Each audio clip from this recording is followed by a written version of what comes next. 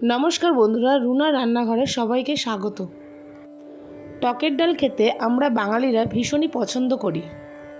গরমকালে প্রত্যেক বাঙালির ঘরেই টকের ডাল হয়ে থাকে, বা তা সে কাঁচা আম দিয়েই হোক, তেঁতুল দিয়েই হোক বা টমেটো দিয়েই হোক।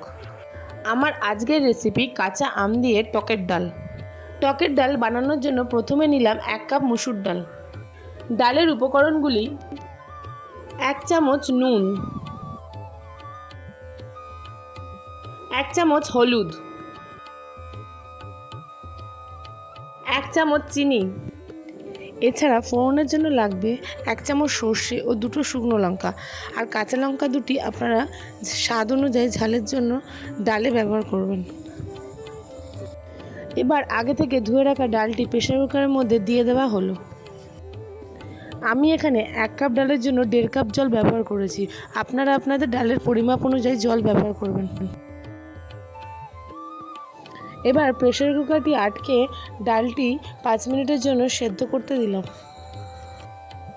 বন্ধুরা, একটা কথা বলে রাখি, ডালটি সেদ্ধ করার সময় খেয়াল রাখবে ডালটি গলে না যায়, যাতে তাহলে কিন্তু ডালটি খেতে ভালো লাগবে না। প্রথমে আমি 2টি আমের খোসা ভালো করে ছাড়িয়ে নিলাম।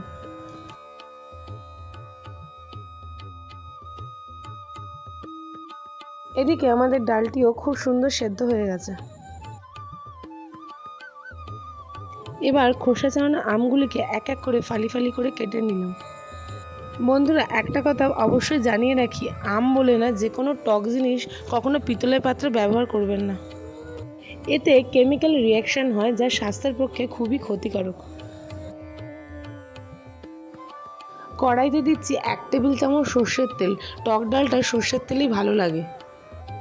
তেল গরম হয়ে গেলে কড়াইতে দিচ্ছি 1/2 চা চামচ কালো সর্ষে ও 2টো ফাটিয়ে নেওয়া শুকনো লঙ্কা।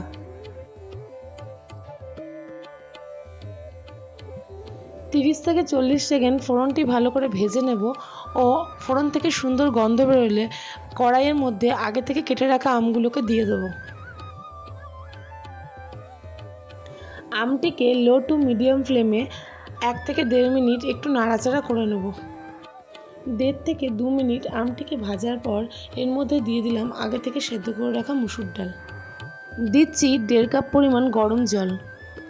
ডালে সবসময় গরম জল ব্যবহার করবেন, তাহলে ডালের স্বাদটা ভালো হয়। গ্যাসটিকে মিডিয়াম ফ্লেমে দিয়ে দিচ্ছি 2টি কাঁচা লঙ্কা, 1 চামচ হলুদ, 1 চামচ নুন ও 1 চামচ মিষ্টি। মিনিট 3 সময় ধরে ডালটিকে ভালো করে ফুটতে দেবো, যতক্ষণ না আমটি ভালো করে সেদ্ধ হচ্ছে। আমটিও সেদ্ধ হয়ে গেছে, এর সাথে সাথে আমাদের টকের ডাল রেসিপিটিও তৈরি। গ্যাসের ফ্লেমটি বন্ধ করে দিলাম ও ডালটিকে অন্য একটি পাত্রে ঢেলে নিচ্ছি। আমার এই রেসিপিটা যদি আপনাদের ভালো লেগে থাকে তাহলে অবশ্যই কমেন্ট করে জানাবেন।